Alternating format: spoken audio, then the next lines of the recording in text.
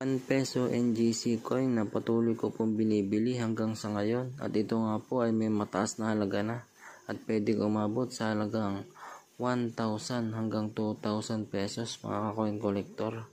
Kung mapapansin nyo po, ang hawak nating 1 peso NGC coin ay year 2018. Ayan po.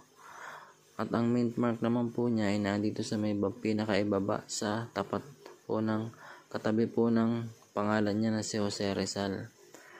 Ang hinahanap ko po na 1 peso NGC coin ay year 2018 po.